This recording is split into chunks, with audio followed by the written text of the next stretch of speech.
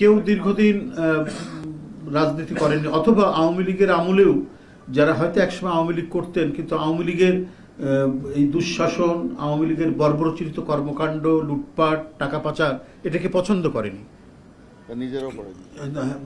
মানে যারা করেনি এই ধরনের মানুষ, তারা আগেই আওয়ামী লীগ থেকে সরে গেছেন, তারা আসতে পারবে না কেন? এছাড়াও আমরা চাচ্ছি যে সমাজে যারা ফ্রেশ মানুষ, একজন ভদ্রলোক হয়তো রিটায়ার্ড করেছেন, তিনি অন্তরে লালন করেন, একজন শিক্ষক হতে পারেন, একজন গভর্নমেন্ট অফিসার হতে পারেন, একজন ব্যাংকার হতে পারেন, একজন এনজিও কর্মকর্তা হতে পারেন, সেটা একজন কৃষক হতে পারেন, একজন শ্রমিক হতে পারেন।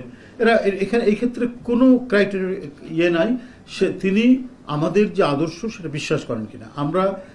আমরা যে প্রাইমারি মেম্বারের জন্য যে রসিদ দেই, 20 টাকা দিয়ে যে রসিদটা পূরণ করতে হয়, এর সাথে এবারে থাকবে যেটা বললেন পদ্ধতিটা, এবারের পদ্ধতিটা একটা আবেদনপত্র থাকবে। এটা আমাদের কনস্টিটিউশন, আমাদের গঠনতন্ত্রে আছে এটা, এবং সেটা ওই যে অঙ্গীকারনামা বা আবেদনপত্র বলি আমরা, এই আবেদনপত্রটা এই যে আপনাকে বলি 55 নম্বর পাতায় আছে।